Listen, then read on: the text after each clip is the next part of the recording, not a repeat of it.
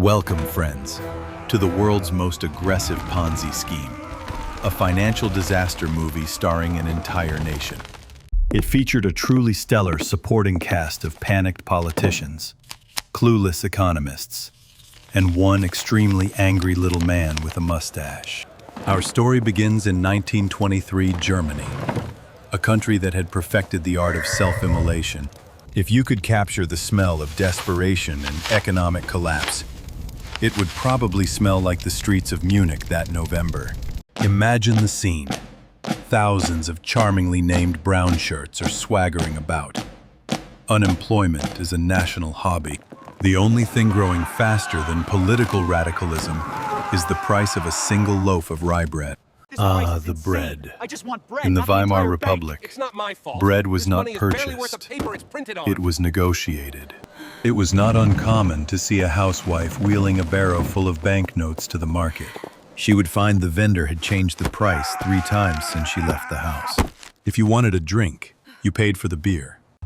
And then you paid extra for the waiter to fetch the change in a separate suitcase. Spiraled out of control is an understatement. This was not just inflation. This was hyperinflation. At its peak, late in 1923, you needed a little over 4 trillion German marks just to equal one single boring US dollar. How did we get here? Simple. We started with the financial equivalent of a severe spanking, the Treaty of Versailles. In 1919, after Germany finally threw in the towel on the Great War, the victorious Allies slapped them with reparations so massive, they made the national debt look like pocket change. And Germany, already exhausted and reeling, was forced to sign. The new, shaky government, the Weimar Republic, was instantly painted as the villain. They were the ones who surrendered, and they were the ones who signed the humiliation. With their industrial heartland occupied, their military dismantled, and a populace deeply hostile to the idea of paying taxes. The Weimar government was left with a single, shimmering, utterly idiotic solution to their financial woes. We are late on the 3rd installment of the reparations. The French are sending strongly worded letters. What is the solution? What does the great textbook of classical economics recommend for crippling debt? Well, traditionally we would raise taxes, secure foreign loans, or implement austerity measures. No, we tried austerity. People started calling us names. Find the other option. A fun option. The emergency option. The nuclear option, if you will. Which is, we print more money. Schmidt stops pacing. A slow, wide grin spreading across his face. Brilliant. If we do not have enough marks, we simply make more marks. It is supply and demand. We supply the marks. They demand the marks. Solve the debt crisis by overwhelming it with paper. Sir, I must caution you. This will undoubtedly lead to massive inflation, rendering our currency worthless. Details. Get the presses running. Tell the operators to print until their fingers bleed. We must satisfy the debtors. And satisfy them they did, by destroying the currency entirely. The economic theory, I believe, was if you printed enough money, you would confuse the debt into simply disappearing. Instead, the money became confetti. Waiters started using the 5 million mark notes to light their cigarettes. Banks stopped counting bundles of cash and started weighing them instead. The entire concept of value had left the building. It slammed the door and filed a restraining order against the Weimar Republic.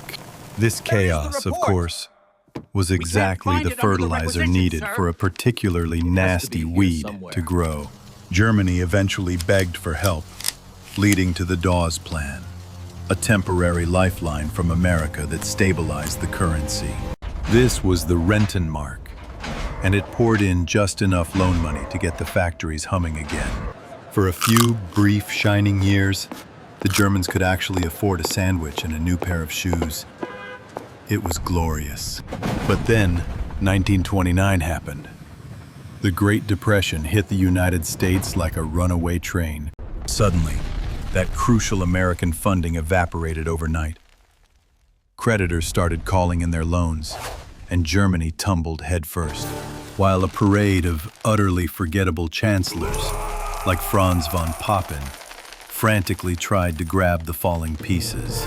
A political faction that thrived on misery and chaos saw its chance. The National Socialist German Workers' Party, or the Nazis. They did not offer complex economic formulas. They offered simple, visceral explanations for suffering. They told people to blame the communists, blame the Jews, blame the foreigners, blame the Weimar failures. Their platform was 1 part middle-class fear of Bolshevism, 3 parts rabid anti-Semitism, and 12 parts pure aggression. This situation is unacceptable. Despite a brief dip in popularity, the conservative establishment, a group of powerful but utterly dense old men, looked at the Nazis. In late 1932, they came up with what can only be described as history's worst idea. Paul von Hindenburg, the ancient, dignified president, is being harangued by his conservative advisors, von Papen and Schleicher. Gentlemen, you are suggesting I hand the chancellorship to that theatrical little man, the one who screams at rallies. Herr President, think of it as a strategic containment strategy. He is popular. We must placate the radicals. But he is surrounded by our conservative ministers. He will have maybe 3 Nazi allies in the cabinet. He will be neutered. Precisely. We hire the loud clown. Let him think he is in charge, and then we pull his strings. We can control him. We can control him, Herr President, because he is all bluster, no substance. Hindenburg sighs, rubbing his temples. You are absolutely certain we can control him. He was as certain as he was that the sun will rise tomorrow, Herr President. Spoiler alert, they could not control him. They were catastrophically wrong. Within months, the Reichstag fire conveniently provided the excuse to dismantle civil liberties. Then came the Enabling Act, which basically gave Adolf Hitler the power to become a benevolent dictator, or just a dictator. The Weimar Republic was dead, and now Hitler was faced with a real problem: mass unemployment. The global image of a broken Germany was bad for business, and worse for the propaganda machine. The Nazis needed to create an economic miracle. They did not need a real one, mind you. They just needed one that looked convincing enough to distract the neighbors while they secretly built tanks. Hitler's chief economic strategy was beautifully simple: war preparation, masquerading as job creation. But first, they had to fix the numbers. A Nazi official stands proudly before a graph showing unemployment rates plummeting. An aide whispers in his ear, "Wait, the numbers are not going down fast enough. We still have too many economically active people. Sir, what if we made some of them economically inactive? We could institute the marriage loan program. We offer young, patriotic couples generous loans, but only if the wife agrees to quit her job. We remove women from the workforce, thus reducing the pool of employable citizens. Instant statistical success. Brilliant. It promotes traditional values and solves unemployment. We kill 2 birds with one incredibly sexist stone." These are the finalized documents, sir. Thousands of German women I were hope everything politely, is in order. bureaucratically shoved out of the job market. This was not the only trick. Part-time workers were counted as full-time, and prisoners and forced laborers were also counted. It was the statistical equivalent of hiding dust under the rug and calling the floor spotless. The second part of the job creation strategy was slightly more ominous: forced labor. The Nazis co-opted the existing voluntary labor service, RAD. Note the air quotes on voluntary. If you were unemployed or on welfare, you were now volunteered into hard labor, farming, clearing earth, or working on massive projects. Hundreds of thousands of Germans found themselves toiling in abysmal conditions, often earning less than they had been on welfare. If they complained, they were introduced to the early models of concentration camps. By 1935, Nazi propaganda screamed that unemployment was down to just 2 million people. What they neglected to mention was if you included the women kicked out of jobs and the victims of racial cleansing. Their jobs were given to loyal Nazis, and the literal slave laborers, the true unemployment figure was roughly double that. But here is the central financial riddle. The German economy, however rotten its foundation, was growing. It was growing because the government was spending money at an absolutely breakneck pace on military rearmament. They were violating the Treaty of Versailles with such fervor, it was almost performance art. Where did this money come from? Germany was still deeply in debt. They could not just print trillions again. They knew that road led to waiters lighting their cigarettes with banknotes. Enter Dr. Hjalmar Schacht. Schacht was the finance minister, a brilliantly cynical man. He understood that if you could not pay your bills, the next best thing was to make your bills incredibly complicated. Herr Reich Chancellor, we have no real money, this is true.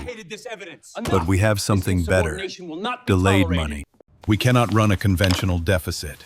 The banks will not loan us enough. And inflation is the enemy of stability. Therefore, we must create a shadow currency, not a type of black market mark. It is theatrical. We shall call them MEFO bills. MEFO was short for Metallurgische Forschungsgesellschaft, a completely fake shell company.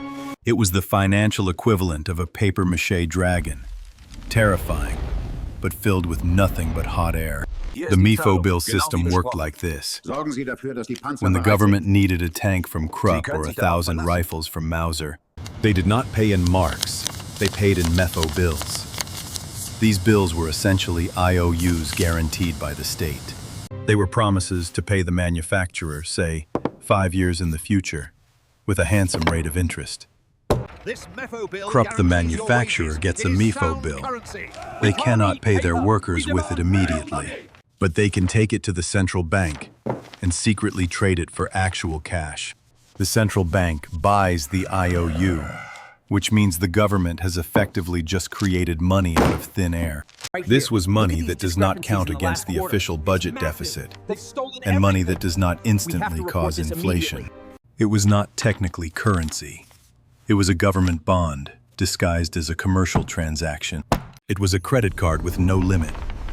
A government-sponsored financial deception that allowed the Nazis to spend absolutely exorbitant amounts. The brilliant cynicism of Schacht's plan was that the debt, which grew exponentially with every tank produced, it was pegged entirely to one single, optimistic, and genocidal assumption. They would win the war. Every subsidy, every MEFO bill, was based on the belief that when the bills finally came due, they would not be paid for by German taxes or German trade. They would be paid for by the plunder, the gold, and the seized resources. This was based on the nations they planned to invade. This was not an economic plan. It was a high-stakes military gamble. We must show the people that we are not simply building tanks. We are building the future. We must create infrastructure that shouts modern Germany. What is the most scenic, most expensive, most ridiculously impractical thing? The Autobahn. Yes, the massive highway system. We tell them it is for the glorious new German citizen to tour his homeland. The Autobahn was a glorious infrastructure project, designed to put hundreds of thousands of men to work. Propaganda claimed it was built to handle columns of panzers, rolling towards the front lines. Of course, none of those concrete shells were ever built, and the roads proved too flimsy for the heaviest tanks. Furthermore, they were mostly laid out for scenic drives, far away from any logical military front line. The Autobahn's true success was purely theatrical. It projected the image of a unified, idealistic state. There was just one hit, Schacht. I have built them the most modern roads in the world. But who will use them? The average German cannot afford a car. The Autobahn is empty. It is a beautiful metaphor. A most vexing problem, Herr Reich Chancellor. We must provide the people with an affordable vehicle, a Volkswagen, If we integrate the Excellent. new assembly structure We here, will sell them on a production doubles by payment the next plan. quarter. Agreed. A voluntary This design is contribution. foundational to our The expansion worker plans. pays a few Reichsmarks a week, and once the car is ready, he drives away. And thus, the Volkswagen VW scheme was launched. It was the perfect double scam. The Nazis ran a mass advertising campaign, showing happy families speeding along the scenic, empty Autobahn. Hundreds of thousands of eager laborers signed up, investing their hard-earned money into the payment program. They collectively poured 110 million Reichsmarks into the project. It was a magnificent sum, and every single pfennig of it went straight towards rearmament, despite 340,000 workers contributing faithfully. Not one single person ever received a Volkswagen car before the war broke out. It was perhaps According the to this largest, intelligence, most their audacious forward positions prepaid are theft in vulnerable German here. history, We recommend immediate executed with deployment the to cold secure these efficiency of a checkpoints state before dawn. bureaucracy. By 1939, Germany had achieved the financial miracle it needed for war. The gross national product had soared. It went from 60 billion Reichsmarks in 1932 to over 100 billion, and mandatory conscription had swept the last of the unemployed. On paper, the economy was robust. Debt was manageable thanks to the magic of MEFO bills, and everyone was employed. The truth, of course, was darker. The debt was terrifyingly high. The employment figures were a sham. It was built on forced labor and statistical manipulation. And the entire magnificent structure was a glittering house of cards. The German economy was running on fumes, lies, and the absolute confidence that on the day the MEFO bills came due, they would be marching victorious through Moscow and Paris. The economy was not ready for peacetime. The economy was not ready for peacetime. It was utterly, ruthlessly optimized for conquest. But what happens when you build your entire financial system on the assurance that you will win the biggest war in human history? What happens when your credit card is maxed out and the bill collector comes knocking, not just for payment, but for revenge? We are about to find out, because the clock on the MEFO bills is ticking, and the world is about to go very, very dark.